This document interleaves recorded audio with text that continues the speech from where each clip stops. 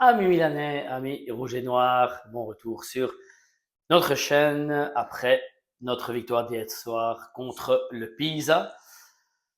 Match à l'extérieur, encore une fois, je crois la sixième fois sur les 9 dernières rencontres, ce qui me semble déjà inadmissible au niveau du calendrier. Mais bon, encore une fois, pour nos dirigeants, tout est normal, jamais personne ne dit quelque chose et on continue toujours à se faire un petit peu n'importe quoi et sans que le Milan dise quoi que ce soit, ça commence à devenir un petit peu ennuyant pour nous supporters. Allegri qui l'a fait comprendre aussi que ce n'était pas normal d'avoir joué autant de fois à l'extérieur sur toutes ces dernières rencontres.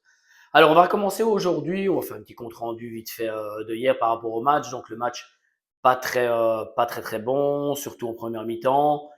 Pour moi, deux joueurs qui ont tiré un petit peu cette équipe, bah, ce sont toujours les mêmes, Rabiot et Modric. Un grand Modric encore hier avec un but final à la Sandrino Tonali il y a quelques années, je pense l'année du Scudetto contre la Lazio, la dernière minute de jeu. On s'est remémoré un petit peu quelques bons souvenirs en espérant qu'on puisse terminer l'année de la même manière avec un Scudetto à la maison. Donc rien de spécial, très mauvaise rentrée de Léao. Léao, c'est de pire en pire. Alors je sais pas si c'est au niveau de sa condition physique, au niveau de ses douleurs ou quoi que ce soit, mais il n'arrive même plus à accélérer un joueur et si le joueur n'est pas prêt, ben, qu'on le laisse pas jouer, qu'on fasse jouer alors d'autres joueurs parce que avoir déjà un Léao à 100%, c'est un Léao déjà qui joue en discordance, donc quand ça lui plaît ou quelques minutes par match, mais avoir un Léao en plus qui est blessé, c'est de la même manière que hier, inexistant quasiment, rien de dangereux, n'arrive même plus à dépasser un joueur. Donc voilà, si vraiment il est blessé, faisons-le se soigner et on fait à moins de lui. De toute façon, les résultats ont suivi depuis le début de saison, ce n'est pas ça qui change. Bon, André Pulisic, on voit tout de suite la différence. Ou avec un Pulisic, ça amène toujours quelque chose. Et donc voilà, il faut espérer dans le retour de Pulisic. En parlant de Pulisic, quelque chose de très important par rapport à Pulisic. Alors il y a deux sons de cloche un petit peu en discordance. Il y a un son de cloche qui est sorti comme quoi le joueur serait déçu parce que le club ne le renouvelle pas le contrat. Il y a eu quelques pourparlers il y a quelques mois, mais ça s'est calmé. Donc le joueur apparemment serait déçu et son entourage aurait fait comprendre au Milan qu'il serait ouvert aux éventuelles offres futures qui viendraient surtout de l'Angleterre, serait favorable à retourner en Angleterre avec, bien évidemment, les quatre gros clubs anglais qui sont dessus. Vous vous imaginez Liverpool, Tottenham, Arsenal et Manchester United, avec Tottenham qui ferait un plus gros forcing. Donc, voilà, pour ma part, c'est tout à fait normal si le joueur est déçu.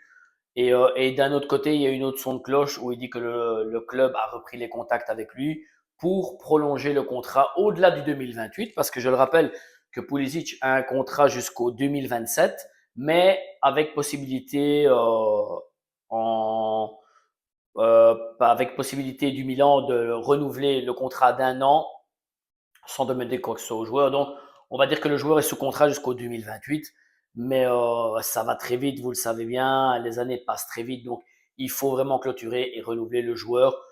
Ne faisons pas la bêtise de prendre l'argent qui viendrait de l'Angleterre pour Pulisic, mais laissons partir Leao, vendons Leao et gardons Pulisic. On donne le salaire de Leao à Pulisic qui lui le mérite amplement.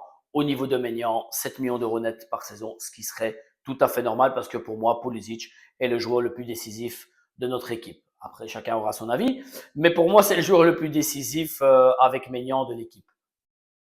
Donc, voilà, par rapport au match, les autres rentrées, Nkunku inexistant hier, pour ça qu'il est sorti aussi.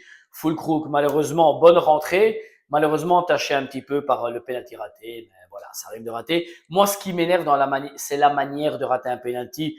Ces joueurs qui marquent toujours un temps d'arrêt, etc. Ça, en tant qu'ancien joueur aussi, ça m'énerve un petit peu. Ça m'est arrivé aussi une fois ou deux de rater aussi un penalty, mais voilà, qu'on choisisse un côté, qu'on frappe normalement avec une course normale.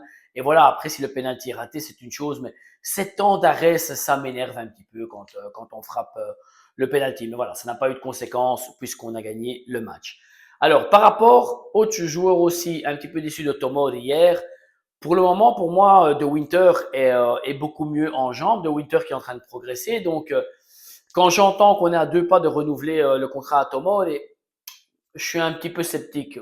Pour ma part, je garderai Pavlovic parce que Pavlovic, on peut encore travailler dessus, il est encore assez jeune. Il met toujours de la hargne, même si de temps en temps il y a une petite bavure, mais c'est un joueur qui met de la hargne, qui met de l'envie, qui apporte un peu de danger au niveau offensif. On l'a vu encore hier avec un penalty sur lui en partant de derrière comme d'habitude. Donc, moi personnellement, je mettrais avant Tomori et je ramènerais 2 tops en défense.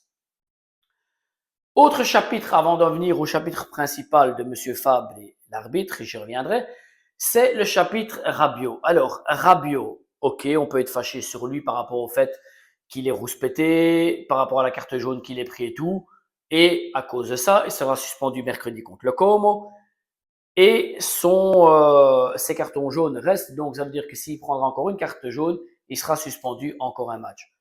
On est d'accord sur le fait que le joueur rouspète. Mais là où je ne suis pas d'accord, c'est sur la première faute. Première faute où il n'y a strictement rien du tout. Rabiot qui prend simplement position sur le joueur, un duel normal. L'arbitre non seulement siffle faute, mais en plus lui donne un carton jaune, ce qui fait énerver le joueur bien évidemment, parce que de un, le joueur pour lui est déjà frustré d'une part parce qu'il n'y a pas faute, et de deux parce qu'il sait qu'il sera suspendu mercredi contre le Como, qui est un match difficile. Et là, j'en viens à Monsieur Fabri. Alors, on va terminer cette petite vidéo par Monsieur Fabri. Monsieur Fabri, qui depuis quelques années est littéralement scandaleux, déjà comme arbitre 1, mais en particulier contre le Milan. Parce que je me suis noté quelques erreurs arbitrales qu'il a fait depuis ces dernières années avec le Milan. Ça a commencé avec un Milan-Juve, avec un centre de Çalhanoğlu sur le côté, une main en glissade du joueur de la Juve, pas de penalty, alors que du week-end, le même type de penalty était donné parce que le bras était hors du corps et ça empêchait la balle de passer. Saison dernière, contre la Rome, penalty flagrant sur Reinders, si je ne me trompe. Là aussi, il laisse continuer parce que Fonseca proteste, expulsion de Fonseca. Cette année, contre le Bologne, je rappelle début de saison, où Nkunku se retrouve tout seul pratiquement tout seul devant le gardien, il y a 3 fautes, non pas une, non pas deux, mais 3 fautes sur la même action sur Nkunku de Lukumi. Il ne siffle pas faute non plus de penalty. Encore une fois, chance qu'on gagne ce match à Bologne, mais c'est encore une erreur qui aurait pu porter à préjudice. Et hier, encore une fois contre le Milan, monsieur veut en faire encore le phénomène, siffle des choses qu'il n'y a pas lieu de siffler, dont une faute qui amène à un carton jaune et un double carton jaune avec expulsion de Rabiot et suspension. Alors, monsieur Fabre, il est grand temps de se faire un examen de conscience. Pour ma part, je crois qu'il y a de la malhonnêteté parce qu'on ne peut pas dire, ou en plus de la malhonnêteté, il y a comment dire ça, du peu professionnalisme arbitral, parce que ce n'est pas les seuls matchs avec le Milan où il fait des erreurs arbitrales. Je peux vous en détailler une liste ici, j'ai pris celles qui ont été détaillées simplement du Milan, mais en particulier avec le Milan. Alors monsieur Rocchi, qui se vante chaque week-end d'être content de ses arbitres, de les laisser tranquilles, que les entraîneurs doivent être plus aidants vers les arbitres, moins rouspétés, etc. À un moment donné, on va dire stop. On va dire stop parce que ça arrive à toutes les équipes. Et si tous les entraîneurs rouspètent chaque week-end, à un moment donné, posez-vous les bonnes questions parce que le niveau arbitral en Italie est faible, mais très très faible, voire ridicule pour certains. Donc, il est grand temps de se remettre en question. Il est grand temps d'arrêter certains arbitres comme Fabre et de les envoyer arbitrer en série B parce que chaque week-end, ce sont des catastrophes qui ramènent des pertes de points et des pertes d'argent et des pertes de titres. Donc, s'il vous plaît, arrêtons ça. Continuons à donner contre l'arbitrage parce que ça ne peut plus continuer de la sorte. Et alors, avec ces règlements de touche de main, pas de main, etc., un coup d'hors-jeu, il est grand temps de réformer le niveau arbitral parce que c'est devenu vraiment, le football est devenu d'un ridicule. Des fois, je me dis que j'ai arrêté vraiment le football à temps quand je vois toutes ces règles qui sortent maintenant, que ce soit au niveau du hors-jeu, des touches de main, des touches de pied, c'est devenu ridicule. Un joueur aujourd'hui marque un but, il ne peut même pas être content sur le moment même de peur que le VAR n'annule un but pour quelle ou quelle raison qui est vraiment ridicule. Donc voilà.